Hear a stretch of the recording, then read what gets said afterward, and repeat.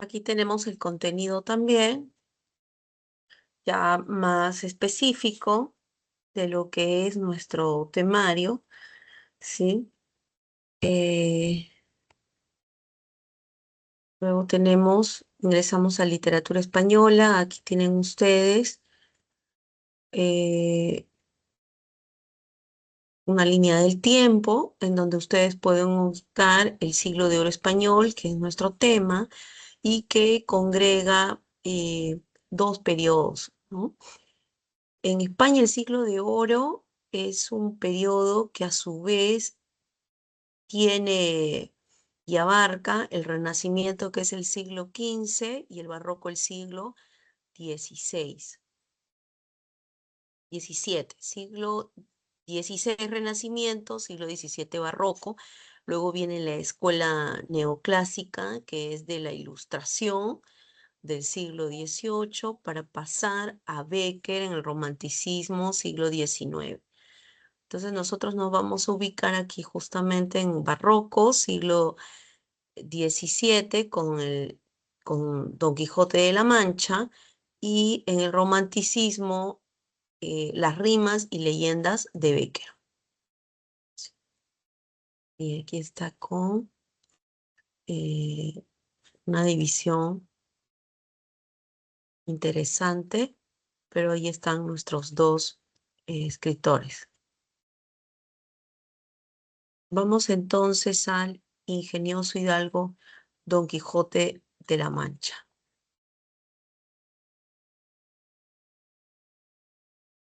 Bueno, Miguel de Cervantes Saavedra es el autor de esta joya literaria, Don Quijote de la Mancha. Es conocido como el Manco de Lepanto porque participó en la batalla que lleva este nombre, Lepanto. Sin embargo, no quedó manco, pero su mano izquierda quedó inútil, ¿sí? Y bueno, la novela más famosa es de su autoría, El ingenioso hidalgo Don Quijote de la Mancha. Esta novela pertenece al género de la épica y, como ustedes pueden apreciar aquí,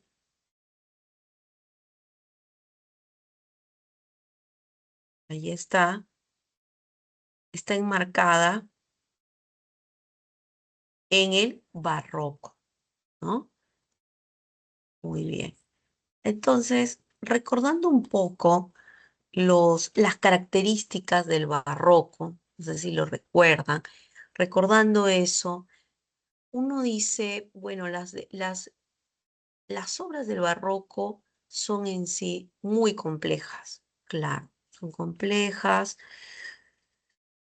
hay abundante metáfora, hipérbaton, el hombre del barroco está decepcionado, eh, se encuentra sin esperanza, pero con muchas preguntas, interrogantes sobre el ser, sobre la juventud, sobre la vida, sobre la ficción, lo real, la locura, la razón, sobre el ser, el parecer.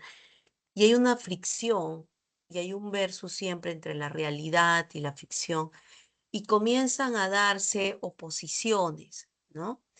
Entre siempre las dimensiones que eternamente se riñen, como por ejemplo la riqueza y la pobreza, la felicidad y la tristeza, el odio, el amor, y esta serie de oposiciones se van presentando no solo en los textos, sino también en las pinturas, ¿sí? En las esculturas. Recordemos un poco ese estilo barroco. Y eso está en el Quijote.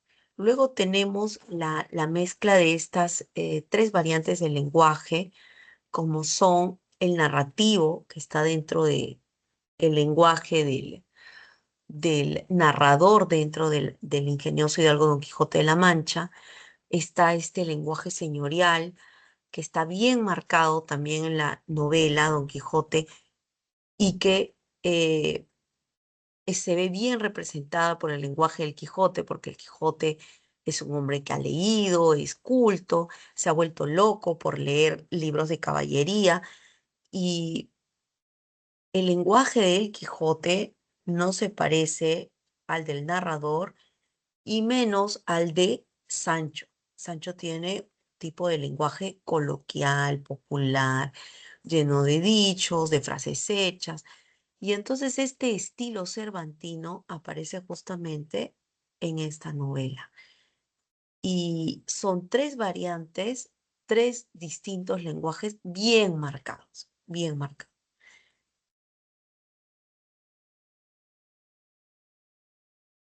Bueno, la novela tiene dos partes, ¿ya?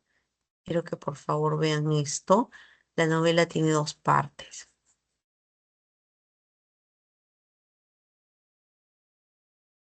Quiero que les tomen una foto. Siempre ustedes con las capturas de los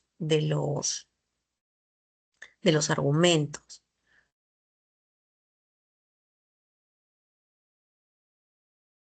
A ver, un momento, voy a cuadrar eso.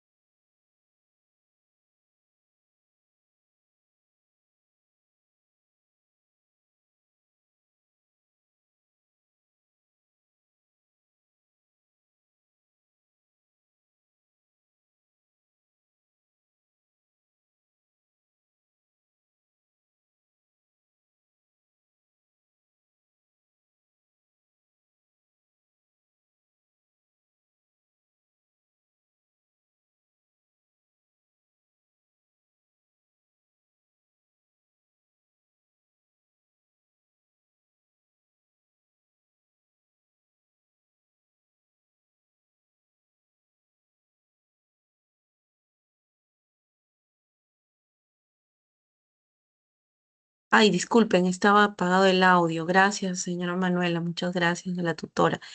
Bien, vamos a este argumento, entonces voy a repetir todo, no se preocupe. Eh, Primero, tomar en cuenta que esta novela, Jóvenes, es una parodia. Es una parodia, es una burla, ¿sí? De las novelas de caballería, que eran un formato que abundaban por la época. Como esta novela está dividida en dos partes, la primera parte se publicó en 1605 y la segunda parte en 1615, perdón, en 1616. ¿Ya? Ahí hay un error, voy a, sí, arreglar. Sí, 1615, pero Cervantes muere en 1616, ¿ya? Miren ustedes, ¿ah? Ojo, aquí está Cervantes, fallece en 1616, pluma, por favor. Y aquí la segunda parte de Don Quijote se publica en 1615, ¿ya?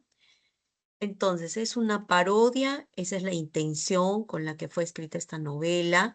Se quería combatir esta afición que la gente ya de manera desmedida tenía por los libros de caballería y se logra desarrollar un personaje de gran complejidad como es el Quijote.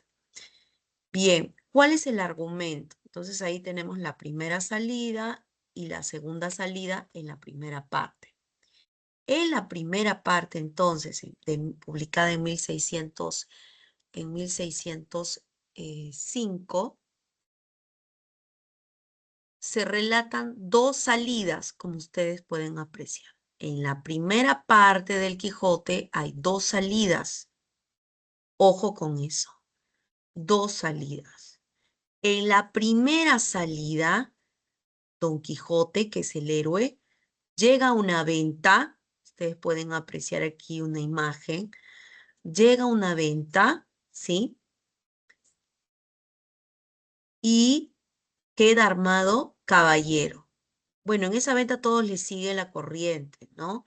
Él toma en La Mancha sus viejas armaduras de sus abuelos, toma su caballo flaco, rocinante, y sale a buscar aventuras, ¿sí? En esta primera parte. Pero recuerda que aún no se ha armado caballero, por lo tanto llega a una venta que él cree que es un castillo, el ser parecer, él cree que es un castillo, el dueño de la venta, el ventero, sí lo atiende y él cree que está frente a un castellano y se arma caballero.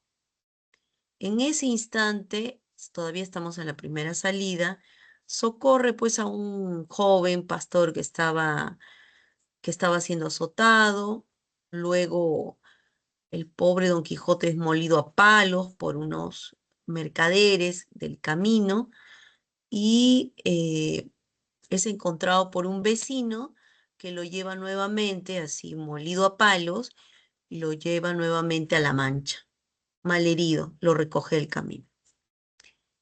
Y luego viene ya la segunda salida. La segunda salida ya es pensada por el Quijote, porque él dice, a ver, ¿qué me pasó en la primera salida? Porque yo tenía armadura, había sido armado caballero, tenía mi caballo, tenía mi dama Dulcinea, y lo que me faltaba era un escudero. Así que contrata a un aldeano, Sancho, y le promete hasta una gobernación. Sancho, un hombre del campo, ignorante, pero materialista, no lo piensa dos veces y decide ser el escudero de alguien que está un poco chiflado, ¿no? Esa es la verdad. Entonces, en la segunda salida, ustedes pueden apreciar ahí, ya nos muestra al Quijote con Sancho. Y allí es donde le suceden las aventuras más famosas, como por ejemplo la de los molinos de viento, que ustedes están allí observando en imagen, ¿sí? Y no solo eso, ¿no? Hay una forma paródica que introduce el propio Cervantes y es la idea de que un árabe en realidad es el autor del Quijote y no el propio Cervantes. Está también el episodio cuando ya está acompañado de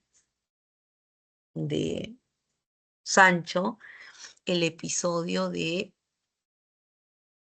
eh, el rebaño, los rebaños de ovejas que a Don Quijote en su locura representan pues ejércitos. Está la liberación de los galeotes también, ¿no? Y que los galeotes son, la mayoría de ellos son eh, delincuentes, pero Don Quijote los quiere liberar porque Don Quijote es un loco cuerdo que él apuesta por la libertad, hacer el bien, aunque recibe golpes a cambio, ¿no?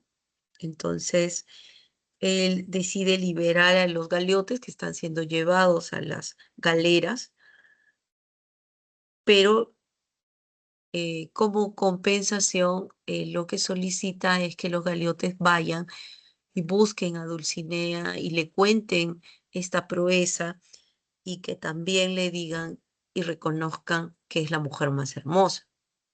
El, el Quijote va a presionar constantemente sobre esto y termina pues muy mal, apedreado eh, por justamente toda la turba de galeotes. Y allí también sale malherido Sancho. Y siempre Sancho le advierte, ¿no? No son gigantes, son molinos de viento, mi señor no es un ejército, son rebaños, no son hombres de bien, no son hombres injustamente aprisionados, siendo llevados, ¿no? Contra su voluntad, sino que son galeotes y bueno, eso jamás el Quijote hace caso a Sancho y Sancho, pues como es el escudero y que Sancho jamás lo abandona y siente un respeto absoluto por eh, el Quijote, se queda hasta el final con él, ¿no? Así que eh, esa es una muy recordada aventura. Luego, el barbero y el cura, que son amigos, vecinos de El Quijote,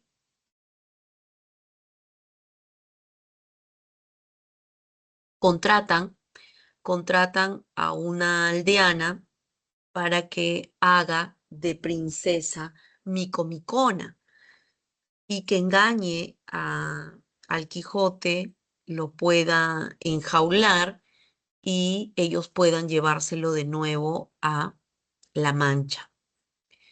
Todo aquí está sucediendo algo interesante porque el Quijote es un personaje movido por la imaginación, por la fantasía, y es el personaje que se desborda justamente con estos recursos, pero luego, el cura y el barbero también comienzan a utilizar esta ficción, ingresan a la ficción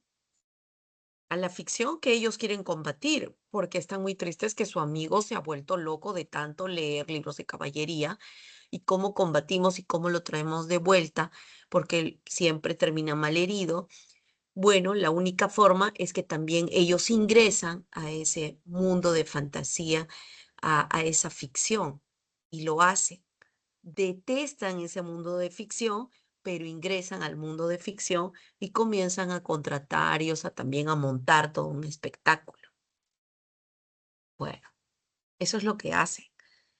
Y bueno, contratan a Micomicona, una princesa que pide auxilio al Quijote y luego regresan, regresa el Quijote con esta trampa enjaulado, ¿no? Siempre se habla de embrujos, para explicarle al Quijote hay embrujos, ¿no? Eh, y bueno, regresa nuevamente a la, a La Mancha con sus vecinos, sus amigos, el barbero, el cura, su sobrina. Y esto es importante, quiero que recuerden, porque siempre hay preguntas en torno a esto, tratan de confundirlos en el verdadero y falso. Entonces, ¿cuántas salidas hubo en la primera parte del Quijote? Solo dos salidas en la primera parte, que fue publicada en 1605. Eh, en la primera salida, el Quijote está solo, sin escudero. En la segunda salida,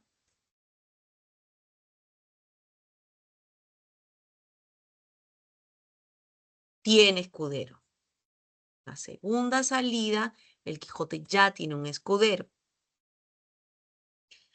Y es donde suceden en la segunda salida las aventuras más interesantes, más famosas, más conocidas. Y siempre les van a preguntar por esta aventura, la de los molinos de viento. La de los molinos de viento. Entonces, si les leo una versión depurada, tengo una.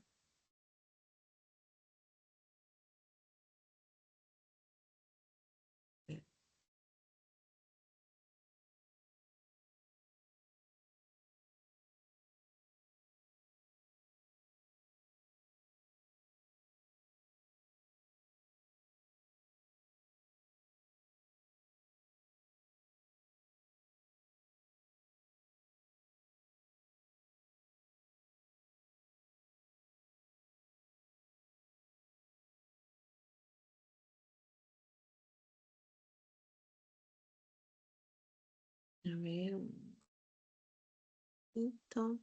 Mm.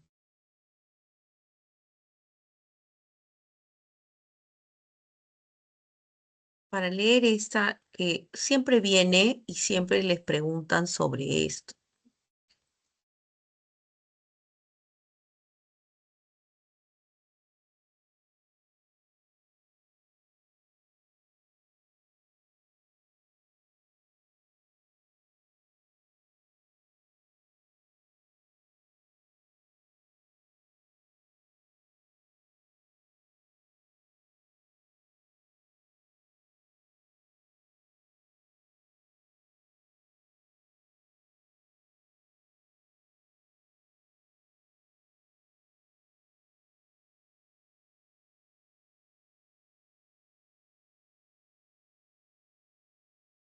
Aquí está, un momento.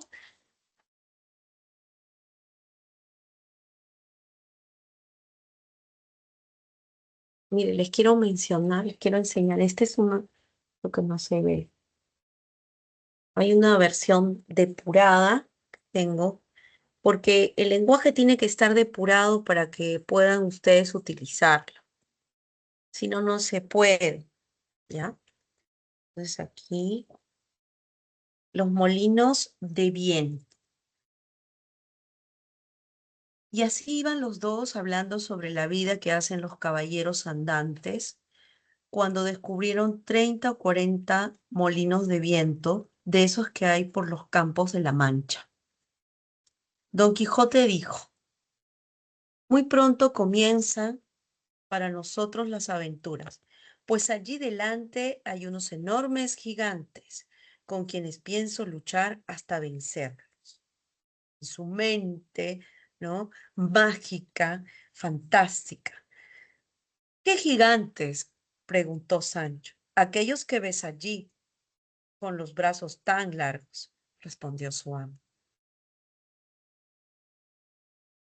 Que yo creo que hay algunos que alcanzan los 10 metros o incluso más. Mire bien vuestra merced, respondió Sancho, que aquellos no son gigantes, sino molinos de viento, y que lo que parecen brazos son las aspas que, movidas por el viento, hacen que ruede la piedra del molino. Miren ustedes lo que está sucediendo. Realidad, ficción. Realidad, ficción. Ser, parecer, oposición, que es muy, muy constante en el barroco.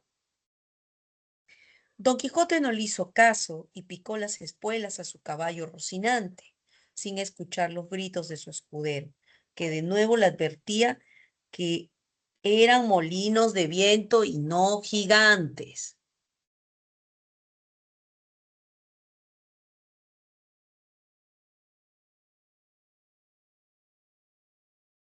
Pero él iba tan decidido hacia ellos que ni oía a Sancho Panza ni veía lo que tenía tan cerca. No huyáis, cobardes y malvadas criaturas, que soy un solo caballero contra todos vosotros, gritó mientras las aspas de los molinos se movían por efecto del viento. Imagínense. Y después de decir esto y de encomendarse a su señora Dulcinea, se colocó bien la lanza y embistió al primer molino. Y fue tan fuerte el golpe que se dio contra el aspa que la lanza se rompió en dos mitades. Y a Don Quijote y Rocinante los lanzó por tierra a 4 metros de distancia, donde quedaron malheridos hasta que llegó corriendo Sancho Panza para socorrerlos. Sancho, ¿no le dije yo que eran molinos? Válgame Dios, dijo Sancho. ¿No le dije yo que eran molinos de viento? Calla, amigo Sancho, respondió Don Quijote.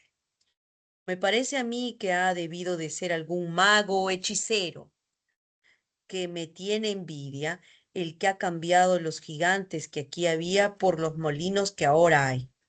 Lo que no sabe él, el hechicero, todavía es que sus malas artes no podrán nunca con mi espada. Entonces siguieron ambos por el camino que llevaban. Pasaron la noche entre unos árboles y de uno de ellos rompió Don Quijote una rama seca que le pudo servir de lanza y puso en ella un trozo de hierro afilado que salvó de la otra que se le había roto. Imagínense, a ver si aquí encuentro, si hay una muy oveja por caballos. Bien, esta de los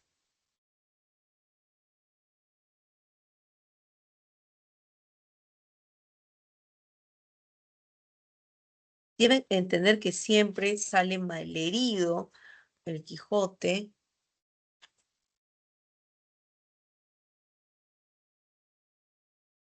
Estoy buscando a esta, la batalla de los cueros. Don Quijote enjaulado. 2 días habían pasado ya desde que entraron en la venta, así que el cura y el barbero pensaron que era ya hora de partir. Para poder llevar a cabo su plan, los dos amigos hablaron con un carretero de bueyes que pasaba por allí y le pidieron que hiciera como una especie de jaula enrejada, pero lo suficientemente grande para que Don Quijote entrara fácilmente en ella. Luego hablaron con el ventero y los criados y les pidieron a todos que se cubrieran los rostros y se disfrazaran de modo que Don Quijote no pudiera reconocerlos. Hasta aquí yo les hago una pregunta, jóvenes. ¿Quiénes son los locos? Porque tildan de loco a este señor que ha leído, se ha emocionado con la lectura de los caballeros y sale a deshacer entuertos, a hacer el bien. Y por otro lado están los cuerdos, que es el cura y el barbero, pero que están montando todo un teatro. La pregunta es clara. ¿Quiénes están locos? ¿Quiénes están locos? Hicieron esto con muchísimo silencio, entraron donde Don Quijote dormía y se agarraron fuertemente entre todos, atándole de pies y manos.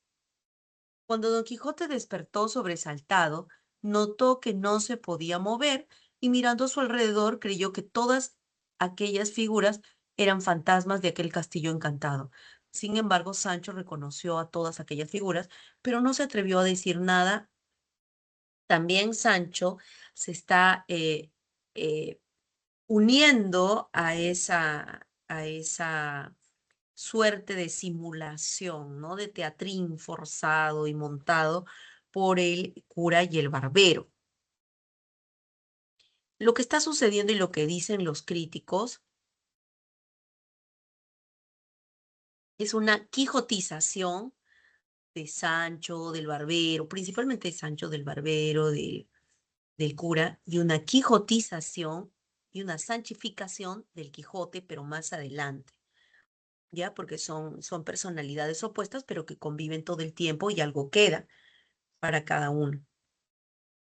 Cuando Don Quijote, ya, aquí me quedé, ¿no? Sin embargo, Sancho reconoció a todas aquellas figuras, pero no se atrevió a decir nada hasta ver cómo terminaba todo. Finalmente trajeron la jaula y lo encerraron dentro. Cuando Don Quijote se vio enjaulado y encima del carro, dijo: muchas y muy graves historias he sabido de caballeros andantes, pero jamás he leído, ni visto, ni oído que a los caballeros encantados los lleven de esta manera, porque siempre los suelen llevar por los aires, encerrados en alguna nube o en algún carro de fuego, pero que me lleven sobre un carro de bueyes, vive Dios que me confunde. Temiendo el cura que Sancho se diera cuenta del engaño, decidió salir cuanto antes. Recogieron la bacía, que era una bacía que utilizaban en las barberías, pero que para, para, para el Quijote era parte de su armadura, y el escudo de Don Quijote, y los pusieron sobre Rocinante. La ventera, su hija y Maritornes salieron a despedir a Don Quijote fingiendo que lloraban, y Don Quijote les dijo: no lloréis, mis buenas señoras, que estas desdichas son propias de los que profesan lo que yo profeso. Y si estas calamidades no me sucedieran, no me tendrían por famoso caballero andante. Perdonadme, hermosas damas, si os he causado algún perjuicio por descuido mío, y rogad a Dios que me saque de estas prisiones. Y así, con Don Quijote sentado en la jaula, las manos atadas y los pies tendidos, con tanto silencio y tanta paciencia como una estatua de piedra, abandonaron todos la venta. En silencio caminaron 2 leguas, hasta que llegaron a un valle en el que decidieron parar. Sancho, viendo que podía hablar a su amo sin la mirada del cura y el barbero, a quienes tenía por sospechosos, se acercó a la jaula donde iba su amo y le dijo: señor, para calmar mi conciencia quiero decirle lo que pasa acerca de su encantamiento. Les dije que cuando el Quijote quería dar una explicación a alguna aventura fracasada, siempre recurría al tema de los encantamientos. Debió ser un encantamiento, debió ser un embrujo, seguramente eso ha sucedido. Y bueno, aquí también. Sancho le dice: quiero decirle algo porque está sospechando la verdad, que todo está montado, un teatrín, ¿no? Y le dice: es que estos dos que vienen aquí con los rostros cubiertos son el cura y el barbero de nuestra aldea, e imagino que han tramado esto de pura envidia que le tienen. Y si esto es verdad, también lo es que vuestra merced no va encantado, sino engañado. Y como prueba le quiero hacer una pregunta. Pregunta lo que quieras, Sancho, respondió Don Quijote, que yo te responderé. Y en lo que dices que los que vienen con nosotros son el cura y el barbero, podrá parecer que son ellos, pero no lo son realmente. Otra vez, una característica del barroco: ser, parecer, pero no lo son realmente. Si a ellos se parecen, es porque los han encantado para que adopten esa apariencia. Es fácil para los encantadores hacer esto, y habrán pensado hacerse pasar por nuestros amigos para darte a ti ocasión de que pienses eso. Un enredo, ¿no? Pero eh, que le da una respuesta, la respuesta que quiere, por supuesto, el Quijote. Es la respuesta que quiere el Quijote. Sí, todo esto es parte de mi encantamiento. Ellos no son en realidad ser, parecer. Se parecen al barbero y el cura que viven en nuestra aldea, pero no lo son. Ser, parecer, ser, parecer. Las oposiciones se conjugan. Válgame Nuestra Señora, respondió Sancho, qué duro de cerebro, dígame, desde que vuestra merced va enjaulado, ¿le han venido ganas de hacer aguas menores o mayores? Muchas veces y aún ahora las tengo, contestó el Quijote. Ah, dijo Sancho, ahí le he pillado. Se dice por ahí, no sé qué tiene fulano, que ni come, ni bebe, ni duerme, que parece que va encantado. No están encantados aquellos que tienen las ganas de hacer lo que vuestra merced tiene, y que bebe cuando se lo dan, y come cuando tiene alimento. ¿Verdad dices, Sancho?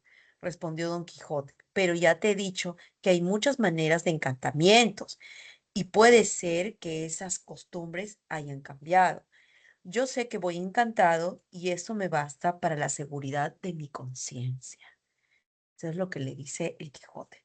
Pues a pesar de eso, replicó Sancho, estaría bien que vuestra merced probase a salir de esta cárcel, que yo le ayudaré, e intente subir sobre Rocinante, que también parece que va encantado, según va de melancólico y triste.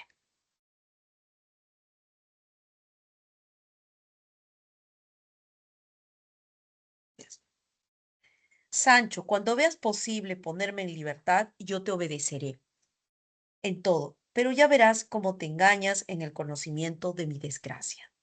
Y en esta conversación que entretuvieron hasta que llegaron donde el cura y el barbero le esperaban ya apeados. Bueno, ya estamos llegando al final de la primera parte, la entrada en la aldea. Al cabo de 6 días llegaron a la aldea de Don Quijote. Era mediodía y además domingo, por lo que estaba toda la gente en la plaza. Un muchacho corrió a avisar a la ama y a la sobrina, a quienes informó de que su tío y su señor venía flaco y amarillo y tendido sobre un montón de heno dentro de un carro de bueyes. Al oír que había regresado Don Quijote, acudió también la mujer de Sancho Panza, que salió a recibir a su marido. El ama y la sobrina recibieron a Don Quijote, lo desnudaron y lo tendieron en su antigua cama, aunque Don Quijote no parecía saber muy bien dónde estaba. El cura le explicó a la sobrina todo lo que habían pasado para traerlo a casa. Aquí un poco que me da risa porque el cura, mira, hemos tenido que convencer a todos en la venta que nos sigan la corriente porque hemos tenido que inventar una historia. Se han quijotizado. El ama y la sobrina, que temían que su amo y señor no mejorase, repitieron sus maldiciones a los libros de caballería. Malditos libros. Y es así como termina esta primera parte. ¿Con cuántas salidas? Con dos salidas. La primera salida del Quijote en esta primera parte de 1605 sin Sancho. Y la segunda salida con Sancho y ya mejora todo, por supuesto. Las aventuras están más equilibradas porque ya tienes a, ¿sí? Al que va a sopesar el desborde de la imaginación. Señor, no es así. Señor, está viendo mal. Señor, no es un ejército, es un rebaño. Señor, no son gigantes, son molinos de viento. Señor, yo le dije. ¿Ven? Entonces, interesante lo que está sucediendo.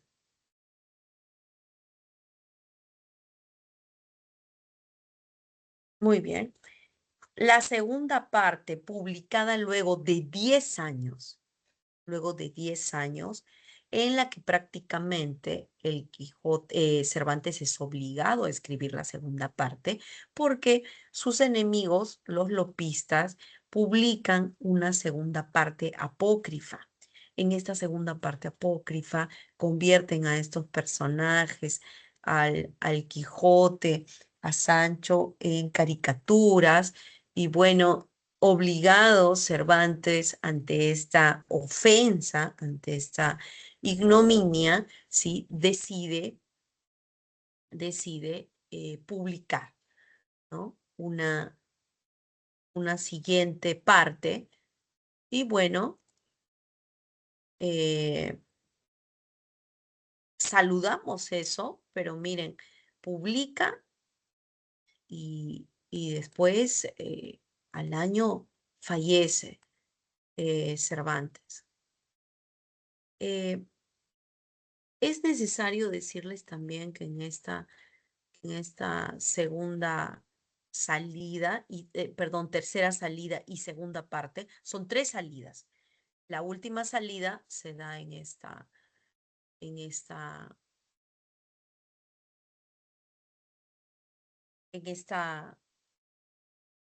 segunda parte, que es de 1615 aquí ya tenemos a un Quijote que va dejando la imaginación, que la imaginación era pieza fundamental de sus aventuras y su travesía, ¿no? Y, y da mucha pena ver que ese era la herramienta fundamental, la imaginación desbordada. Pero esta imaginación en la segunda parte del libro, en la tercera salida, se va disminuyendo, va atenuando y el Quijote en cierta forma va muriendo a lo largo de esta segunda parte. ¿Ya? Entonces, es importante,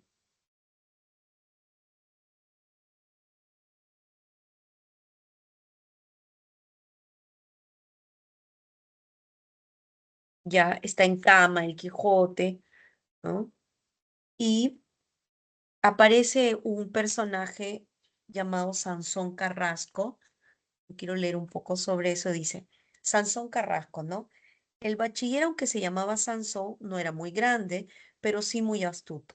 Tendría unos 24 años y parecía muy amigo de bromas, como demostró acercándose a Don Quijote y poniéndose de rodillas ante él, diciéndole, deme vuestra merced grandeza las manos, vuestra grandeza las manos, señor Don Quijote, que vuestra merced, uno de los más famosos caballeros andantes que ha habido y habrá en la redondez de la tierra. Un vecino, este bachiller, que le sigue la corriente en esta segunda parte, todavía Sancho y el Quijote están en la aldea, y le dice, Don Quijote lo hizo levantar y le dijo, ¿es verdad entonces que hay una historia que habla de mí? Que tú me conoces, ¿no? Es tan verdad, señor, dijo Sansón, que está impresa en más de 12.000 libros.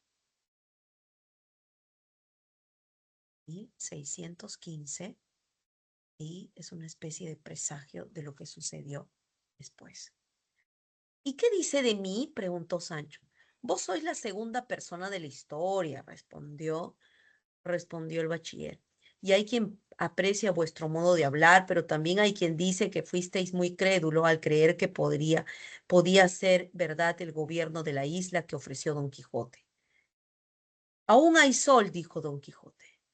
Y cuantos más años cumplas, mayor será tu experiencia y estarás más preparado para ser gobernador.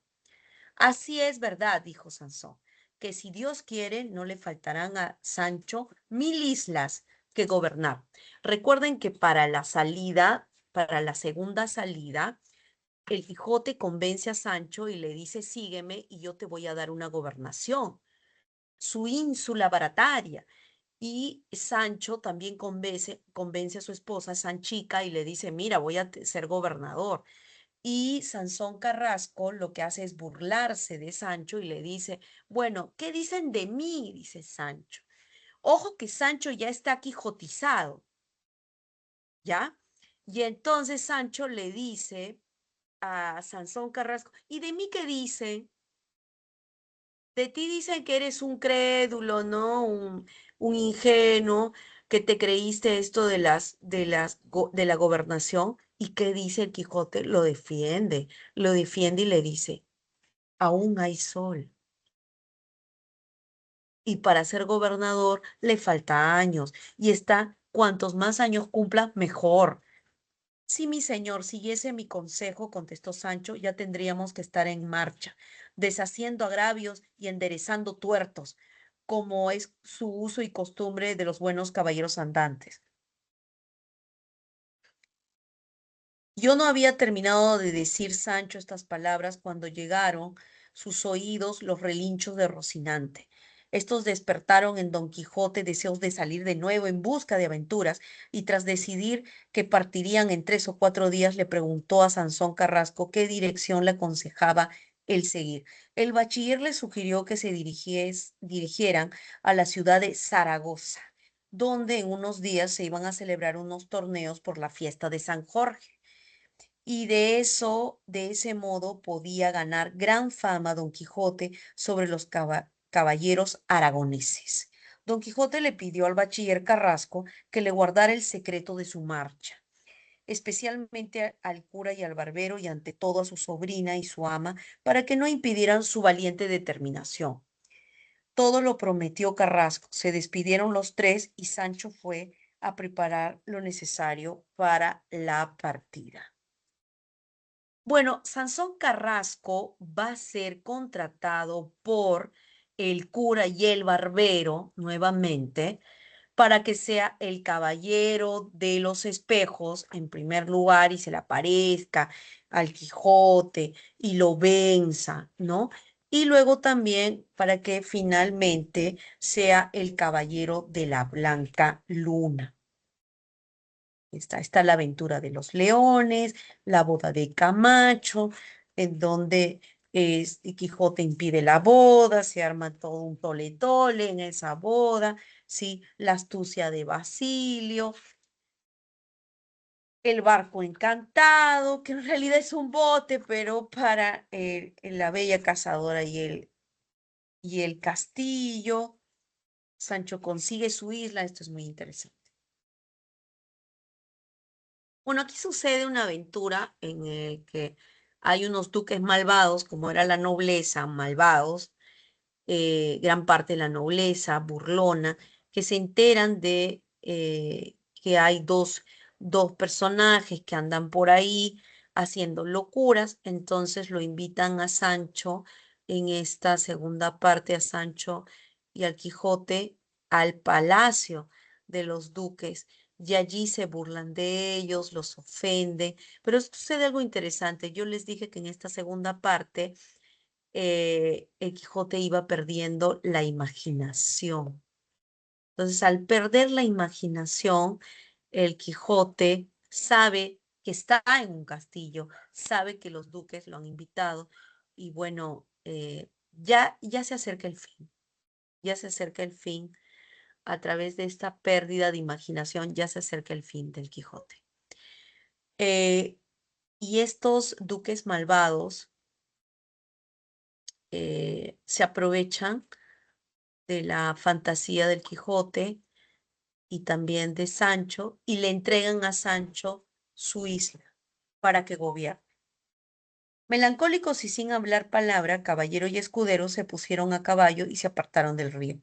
Al ponerse el sol, don Quijote divisó unos cazadores en un prado, entre ellos una elegante señora que era duquesa, venía ricamente vestida y en la mano izquierda traía un azor. Ella les dijo: sois bienvenidos a mis estados. Los duques habían leído la primera parte de la historia y tenían muchos deseos de conocerle y seguirle el humor, en realidad de burlarse de ellos, tratándole como caballero andante los días que ellos estuviesen. Antes que llegaran, el duque se adelantó y dio orden a los criados de cómo debían tratar a Don Quijote, y por el trato recibido, aquel fue el primer día que creyó ser de verdad caballero andante, pues así había leído que trataban a los caballeros en los siglos pasados. Poco después llevaron a Don Quijote a una sala adornada de telas riquísimas de oro y brocado.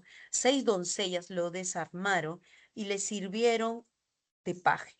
Quedó Don Quijote en su jubón de gamuza, seco, alto, tendido, tan ridículo, que las doncellas que le servían a punto estuvieron de reventar de risa. Le pidieron que dejase desnudar para ponerle una camisa, pero no lo consintió y pidió que le diesen la camisa a Sancho. Se encerró en una habitación donde estaba un rico lecho, se desnudó y vistió la camisa. Luego llegaron 12 pajes para llevarle a comer. Invitó el duque a Don Quijote a la cabecera de la mesa y aunque él lo rechazó, fueron tantos los honores que tuvo que aceptar. También se sentó el eclesiástico y los duques a su lado. La duquesa preguntó a Don Quijote que qué noticias tenía de la señora Dulcinea, a lo que Don Quijote respondió: señora mía, mis desgracias parecen no tener fin. He vencido a gigantes, villanos y malandrines, pero a donde iba a hallar a Dulcinea, si está encantada y convertida en la más fea labradora que se puede imaginar. El eclesiástico, que escuchó hablar de gigantes, de villanos y de encantos, cayó en la cuenta de que aquel debía ser Don Quijote de la Mancha, cuya historia leía el duque a menudo y dirigiéndose a él le dijo, vos alma de cántaro, ¿quién os ha convencido de que sois caballero andante? Volveos a vuestra casa. Volveos a nuestra casa y criad a vuestros hijos, si lo tenéis, y dejad de vagar haciendo reír a cuantos os conocen. Don Quijote, temblando de pies a cabeza, se puso de pie y dijo, el lugar donde estoy y el respeto que tengo me atan las manos de mi justo enfado. Dígame vuestra merced, ¿por cuál de las estupideces que en mí ha visto me condena? Y me manda que me vaya a mi casa a cuidar de mi mujer y de mis hijos, sin saber si los tengo o no. No diga más vuestra merced en su defensa, dijo Sancho, y más negando este señor que no ha habido en el mundo ni hay caballeros andantes. ¿No seréis vos, dijo el eclesiástico, aquel Panza a quien vuestro amo tiene prometido una isla? Soy yo, respondió Sancho, quien la merece tan bien como otro cualquiera. Y mientras vivamos mi señor y yo, ni a él le faltarán imperios que mandar, ni a mí islas que gobernar. Están molestos. No, por cierto, amigo Sancho, dijo el duque, que yo en nombre del señor Don Quijote os prometo el gobierno que tengo de una de de no pequeña calidad. Híncate de rodillas, Sancho, dijo don Quijote, y besa los pies a su excelencia por la merced que te ha hecho. El eclesiástico se levantó y se marchó indignado, porque siguieran con la burla. En realidad el cura los quería ayudar. Y bueno, caen también nuevamente estos duques malvados que se burlan y le entregan una gobernación a Sancho. Mientras estuvieron alojados en el palacio, muchas fueron las burlas que recibieron caballero y escudero por parte de los duques, quienes se reían a su costa, a sus costillas. Un día los duques, continuando con sus bromas, enviaron a Sancho al lugar que sería su isla. Así pues llegó Sancho con todo su acompañamiento a un sitio, dijo, de unos 1000 vecinos, que eran de los mejores que tenía el duque. Le dijeron que la isla se llamaba Barataria y salieron todos a recibirle con mucha alegría. Lo llevaron a la iglesia para que diera gracias a Dios y luego le entregaron las llaves del pueblo, admitiéndolo así como perpetuo gobernador de la isla Barataria. Entonces estaba feliz Sancho, soy gobernador, por fin.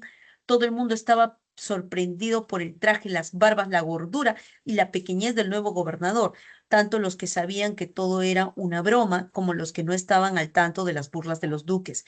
Finalmente lo sacaron de la iglesia, lo llevaron a la silla del juzgado y lo sentaron en ella. Entonces uno de los que estaban, habían acompañado, dijo, es costumbre antigua que en esta isla, señor gobernador, que el que viene a tomar posesión de ella está obligado a responder a una pregunta muy difícil para demostrar su sabiduría. Pues venga esa pregunta, dijo Sancho. En ese instante entraron dos hombres, uno vestido de labrador y otro de sastre, y el sastre dijo, señor gobernador, este hombre entró en mi tienda ayer con un trozo de tela y me preguntó si se podía hacer con ella una caperuza. Yo le dije que sí, y entonces me preguntó que si se podía hacer dos. Como supe que quería engañarme, le dije que sí, y así fue añadiendo caperuzas hasta que acordamos que con ese trozo de tela se podía hacer 5 caperuzas. Y ahora que ha venido a recogerlas y que yo se las doy hechas, no quiere pagarme y pretende que le devuelva el trozo de tela. ¿Es todo esto así, hermano? Preguntó Sancho. Sí, señor, respondió el otro, pero hágale vuestra merced que muestre las 5 caperuzas que me ha hecho. De muy buena gana, respondió el sastre, y sacando la mano del bolsillo, mostró cinco pequeñas caperuzas en cada dedito. Aquí están las 5 caperuzas que este hombre me pide. Por mi conciencia que no ha quedado nada del paño. Todos los presentes se rieron por la ocurrencia del sastre y por la naturaleza del dilema que le habían planteado, burlándose, ¿no? Al gobernador. Le traemos este problema que era una tontera. Sancho se puso a pensar un poco y dijo, me parece que en este pleito no hay demasiada dificultad, y así yo doy por sentencia que el sastre pierda el cobro de las caperuzas y el labrador la tela entregada. Pues los dos han querido engañarse el uno al otro, que entreguen las caperuzas a los presos y no haya más. Todos se alegraron de la curiosa sensatez del nuevo gobernador. Mientras tanto, Don Quijote estaba muy triste porque ya no tenía al escudero, los habían separado.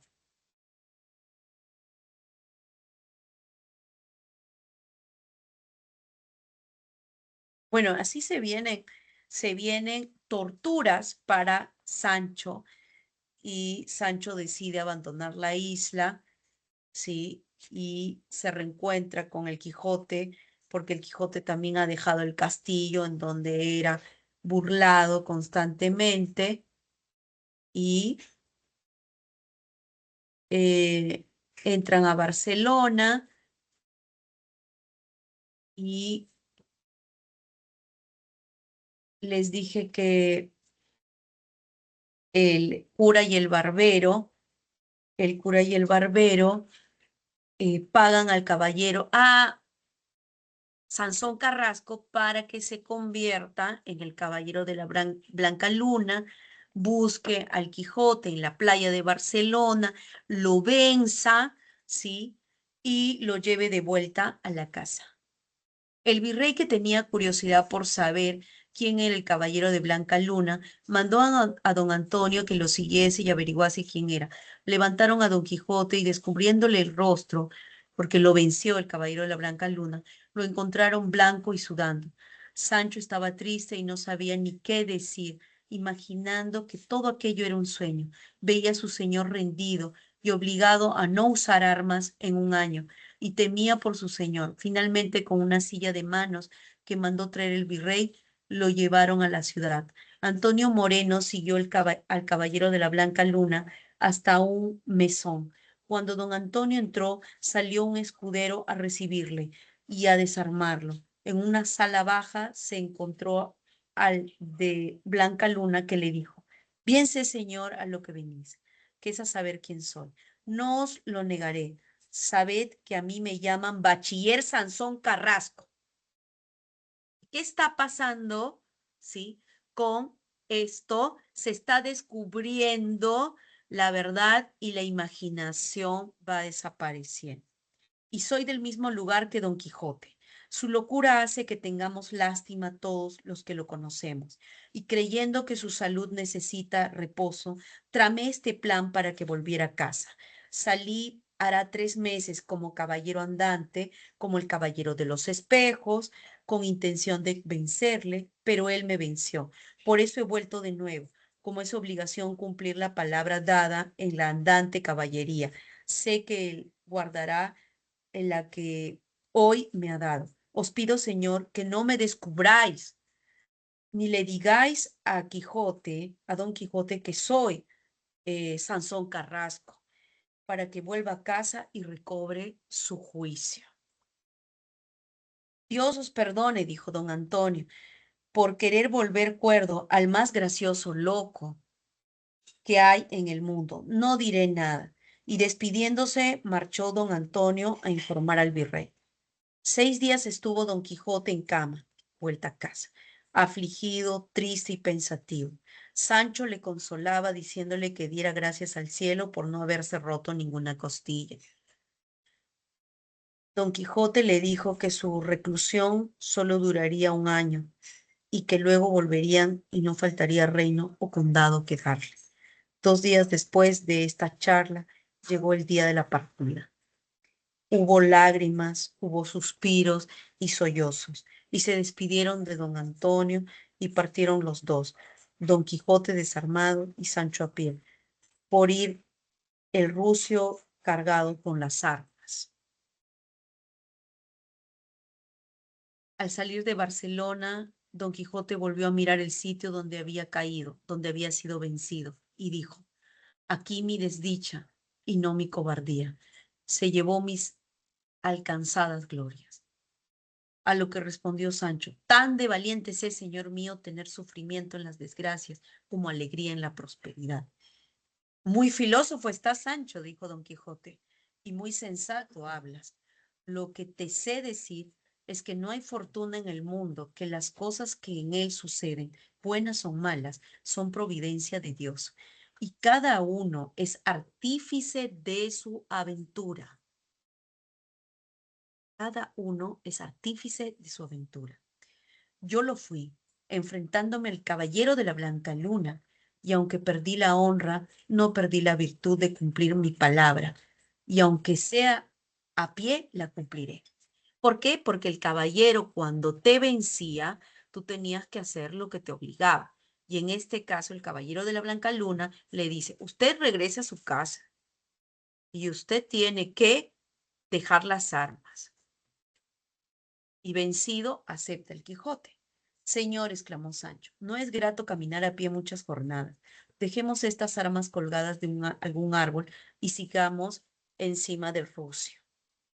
Bien has dicho, Sancho, dijo don Quijote. Las colgaremos a modo de trofeo y pondremos al pie del árbol una inscripción. Y muy pensativos se pusieron de camino a la aldea.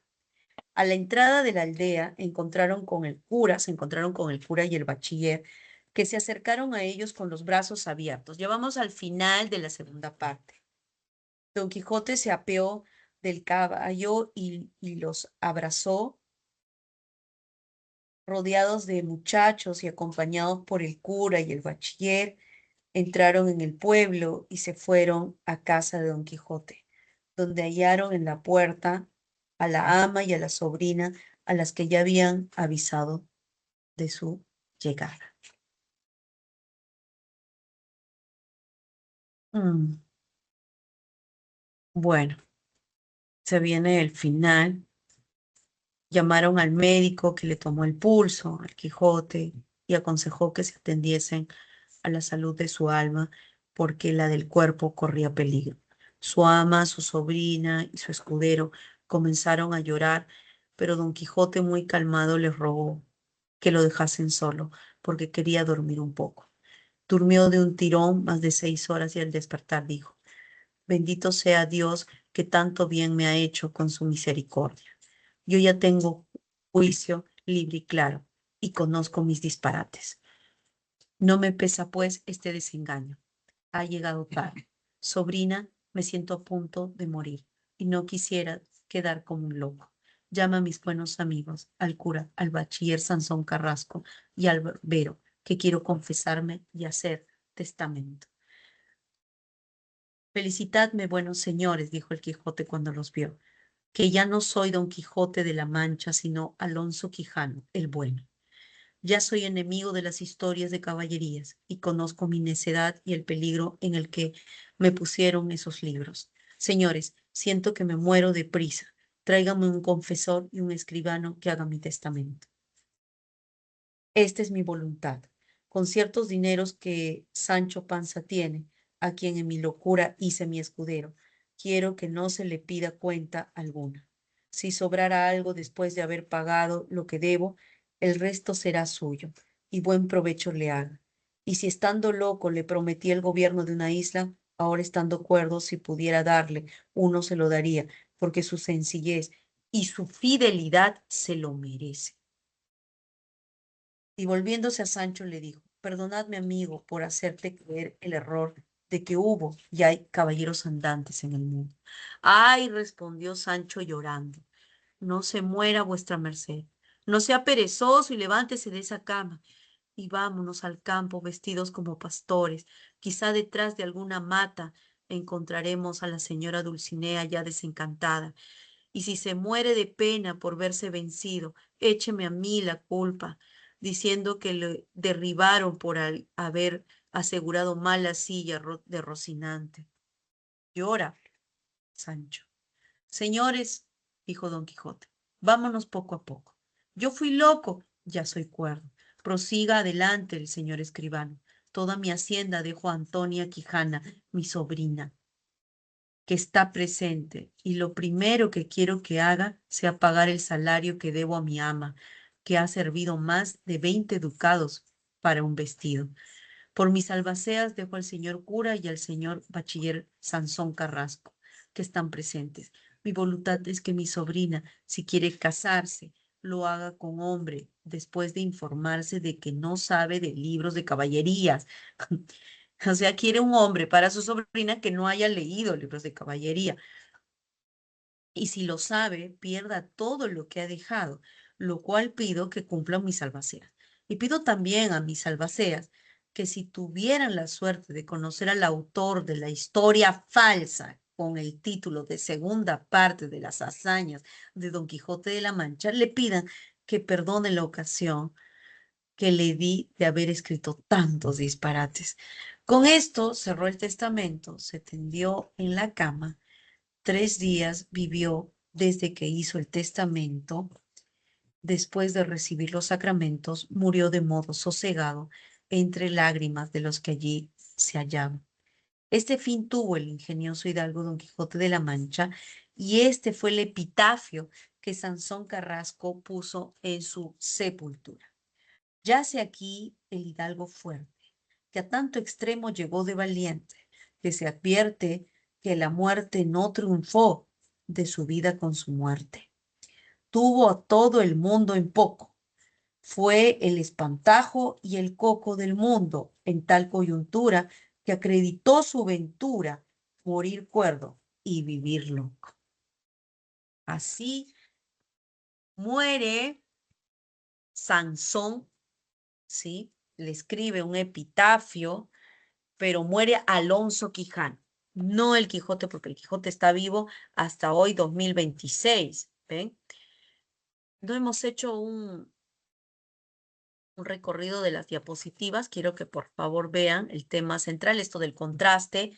Ya lo he mencionado entre el idealismo que representa el Quijote y el pragmatismo representado en Sancho. Les he hablado de la quijotización de Sancho, también de la sanchificación del Quijote. Son dos tipos humanos que pueden estar separados o en un solo ser puede tener de Quijote, puede tener de Sancho.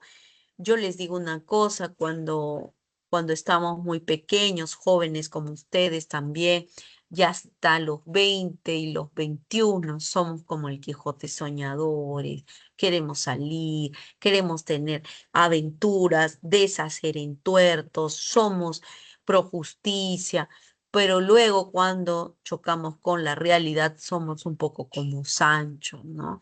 Por el mundo vamos tomando cuidado de las cosas que suceden, muy advertidos, ¿sí? Bueno, ahora vamos a la literatura española rápidamente del siglo XIX, el romanticismo. Romanticismo tiene sus características, ya lo habíamos visto con las cuitas del joven Werther. El romántico es un sujeto del siglo XIX, idealista, idealiza no solo los espacios, la naturaleza, sino también a la mujer, y por eso exalta el paisaje. Hay una valoración de lo histórico, pero de lo histórico pasado, legendario, leyendas.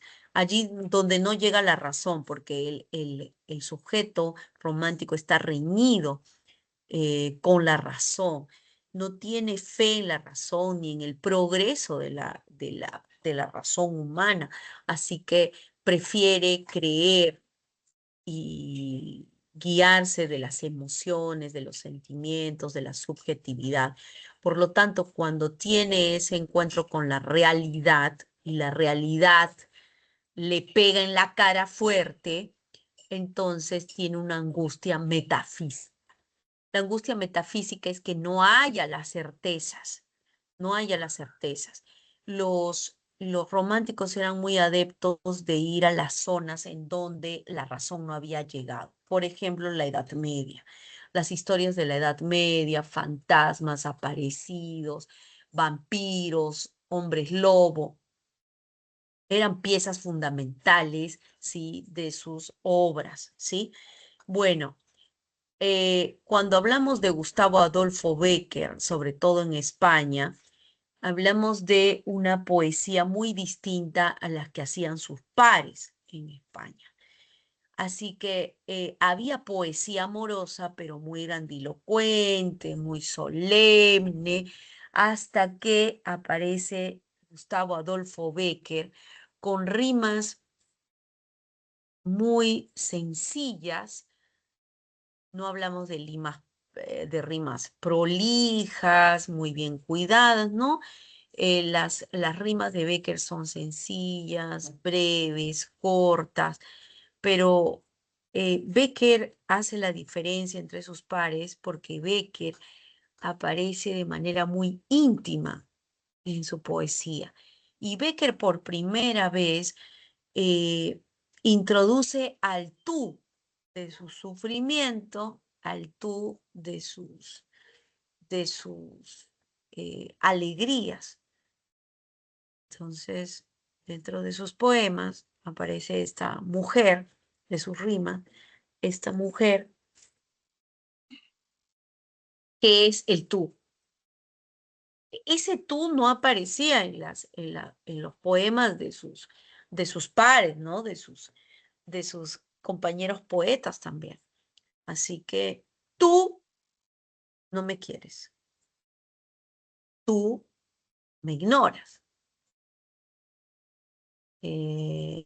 tú no me contestas, ¿ves? Aparece ese tipo de, de mujer que lo escucha y que está cercana al sufrimiento o la alegría de Becker. En rimas por eso hay distintas mujeres, ¿no? Hasta 3 mujeres que se construyen a lo largo de la poesía. Luego también tiene leyendas eh, que son, que son escritos en prosa y que utiliza mucho el tema de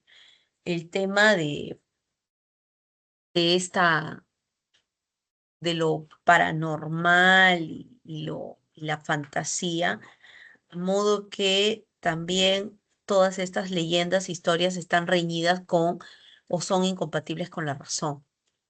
Y entonces en sus leyendas aparecen las mujeres hermosas y estas mujeres hermosas son diabólicas en el sentido que jalan a sus víctimas, a los amados, a los enamorados, al mundo que no es el real, sino el ficticio, y terminan estos amados, amantes, perdiendo la cabeza o la vida. Terminan locos o muertos, ¿no? Las rimas, lo que les acabo de decir. Los poemas son breves, eh, hay una sencillez formal que acompaña las rimas, el tema es el amor idealizado, y este tipo de mujeres que les estaba comentando tienen que ver con la mujer ideal, que es una mujer muy bien eh, construida, pero como es ideal porque no existe, solo está en las emociones, los sentimientos, las sensaciones del poeta, es una mujer que no se puede tocar, es una mujer con la cual el poeta no va a concretar el amor. Así que la mujer ideal es una mujer intangible. Está la mujer poesía. Y la mujer poesía es una mujer que ha sido construida como la poesía.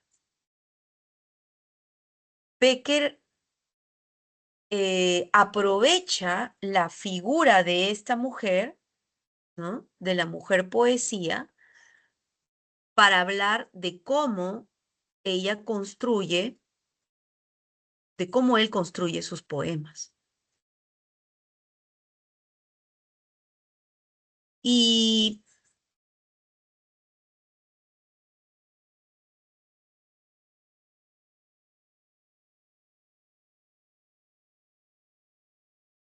y lo que hace prácticamente en sus poemas, no sé si han colocado, estaba buscando esos poemas para acá, esto, ¿no? La rima número 4 dice, mientras la ciencia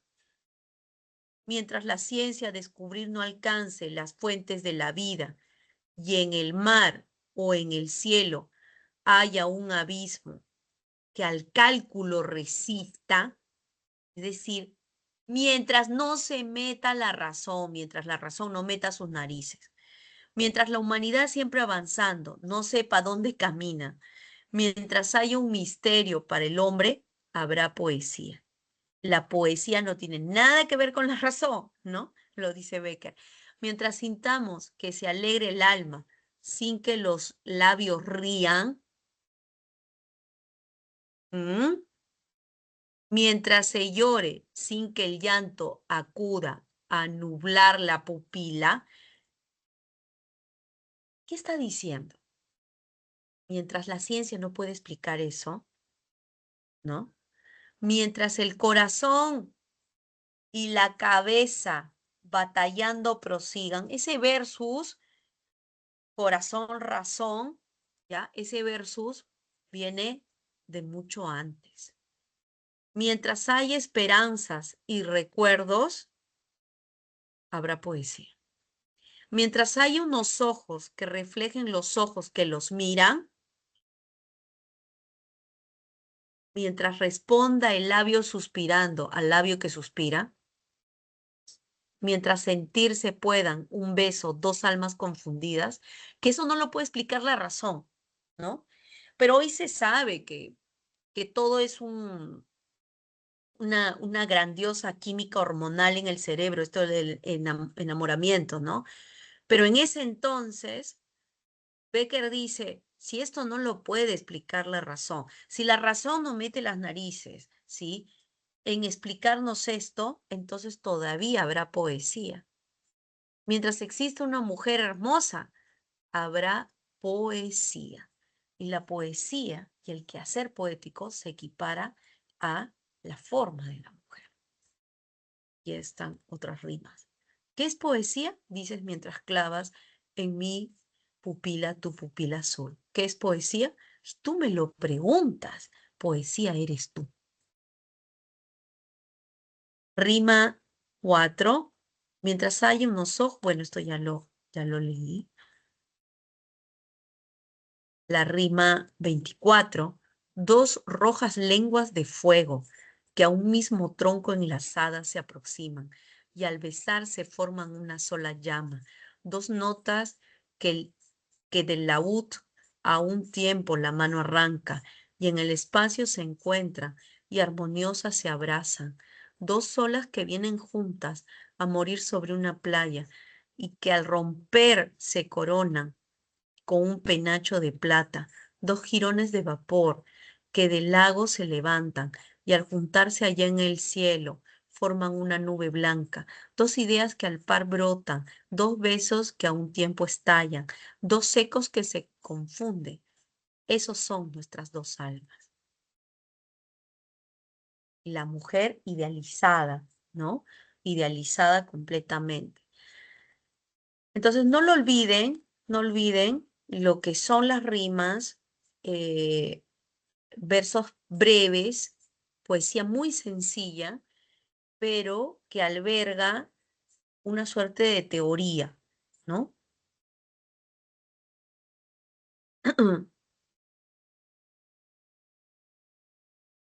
¿Podrían revisar, por favor, para darnos un tiempo y terminar con Becker? Hasta aquí, hasta aquí. Revisar las primeras preguntas. Vamos a poner las primeras preguntas y dejamos Becker, ¿no? Para el final, ¿ya? No, muy poco tiempo, nada más 5 minutos para las primeras preguntas. Para las primeras preguntas, ¿ya? Y vamos a colocar, dejando en suspenso a Becker por un momento, para pasar a rimas y las últimas preguntas que son sobre Becker.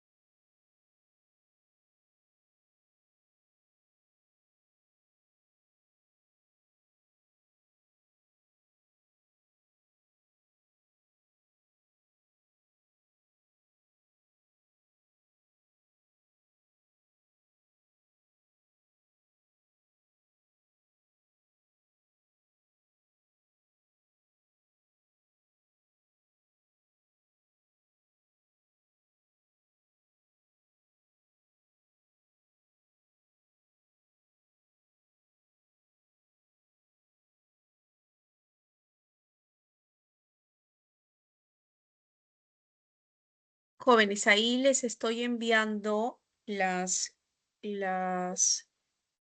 respuestas. Pueden observarlo. 8B, 7 enanito, 6B, 5A, 4E, y ahí está, 3A, 2B y 1C. ¿Ya? Bueno, vamos a continuar entonces con Becker, ¿sí? Y ahí están los poemas de rimas y luego pasan a las leyendas, ¿no? Que son, yo ya les había comentado que son estos relatos populares eh, que básicamente tienen como elementos lo sobrenatural, hay una transgresión que comete siempre el amado por ese amor que tiene por la mujer hermosa, pero luego de esto hay un castigo y el castigo puede ser frente a esta transgresión de tipo moral, ¿ah? De como norma, que es transgredida, no cumplida, entonces viene el castigo, que es la locura o la muerte del amado. Lean por favor La Jorca de Oro, ¿ya? Les adelanto que la Jorca de Oro, la Jorca es un anillo, es el anillo de la Virgen, y bueno, hay una novia que en sí tiene, quiere un anillo, pero justamente le dice a su novio que quiere el anillo de la Virgen que se encuentra en la iglesia. Entonces aquí ustedes pueden ver que dentro de la estructura primero hay una presentación del ambiente, del lugar, del tiempo, y un poco para introducir, ¿no? Cuándo se escuchó la historia, quién la contó, y luego ya viene la leyenda propiamente dicha, y al final hay una opinión del autor, en este caso de Becker, ¿no? Del autor de estas leyendas. Pero las leyendas son tomadas de los relatos populares. Y bueno, aquí ya le impregna su estilo, pues Becker, ¿no? Entonces, estos elementos sobrenaturales, la transgresión y el castigo, están de forma permanente en estas leyendas. La Jorca de Oro es la que más cumple a cabalidad con la estructura, ¿ya? Aquí está, mire. Hay una parte, ¿no? Importante. En la Jorca de Oro, en casi todas las leyendas, las mujeres son seres malignos, maliciosos, y estéticamente esto se relaciona con lo grosero, con lo deforme, ¿no? Porque es una hermosura y que se presentan muy hermosas, pero son malas, ¿no? Y siempre tienden a llevar al amado al límite, entonces es una hermosura diabólica. Aquí dice una parte, ella era hermosa, hermosa con toda, con esa hermosura que inspira el vértigo, hermosa con esa hermosura que no se parece en nada a la que soñamos en los ángeles y que sin embargo es sobrenatural, hermosura diabólica que tal vez presta el demonio a algunos seres para hacerlos sus instrumentos en la tierra. La mujer demonio, ¿no? Finalmente les comento que aquí el el amado al final decide pues ir a robar la jorca. Y cuando lo está haciendo, de pronto cae en la locura, se vuelve loco y ve, es, eh, es consciente de que los santos bajan y lo acusan y se le acerca. Y con esto el, el poeta, perdón, el amado se siente tan mal y comprometido que termina loco, la policía aparece y no saben qué le sucede. Entonces pierde esta suerte de, eh, de contacto con la realidad, ¿no? Hay una protagonista, ¿no? Eh, la figura principal es María, que es una joven hermosa, y bueno, el hombre, su enamorado es Pedro. Y la Virgen que tiene ese gran anillo de oro está en la Catedral de Toledo. Bueno, al inicio cuando ella le pide que robe la jorca, él se niega, ¿no? Pero luego ya en la noche ingresa pues a la iglesia, sube al altar y él mismo cierra los ojos para no ver el rostro de la Virgen mientras toma su anillo. Y cuando los abre va a pegar un grito porque él cree que las estatuas de todos los santos se le acercan. Y bueno, no solo los santos, no todos los que están ahí, todas las figuras, los ángeles, los demonios, se le acercan y bueno, él se desmaya y al día siguiente lo encuentran, pero ya ha perdido la razón. Lo deforme, lo monstruoso se presenta en esa hermosura, una hermosura que es enfermiza, que inspira, que inspira más bien vértigo, que inspira locura, que inspira malos hábitos, que inspira muerte. ¿Ya? Bien, entonces, por favor, ya he copiado en la,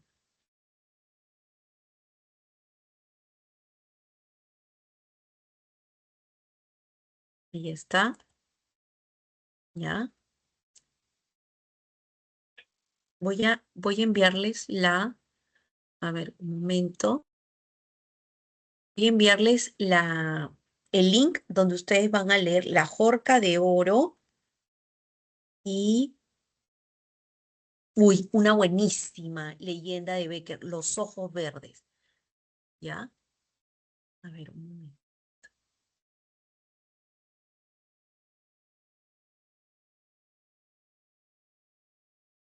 Es buenísima, buenísima. Ah, y léanlo antes de acostarse, para que así se duerman con todo el terror y el miedo. Ya, un momentito, voy a dejar de presentar. Y aquí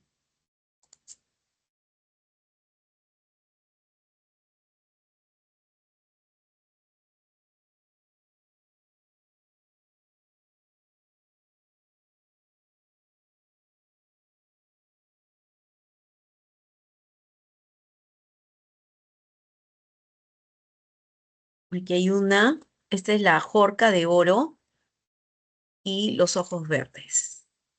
Lento, les va a encantar, les va a encantar.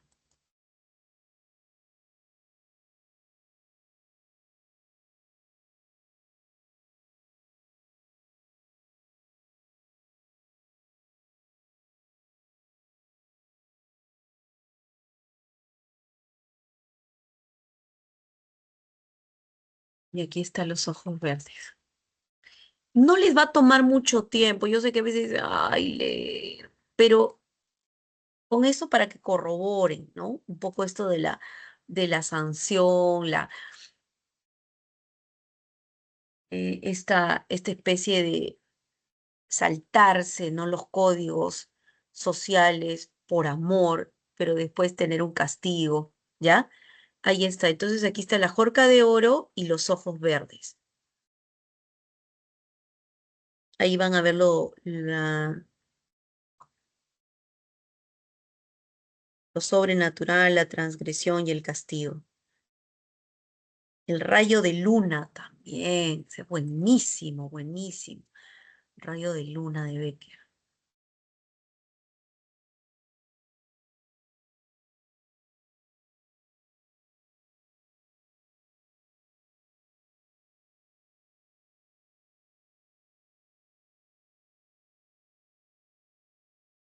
Está.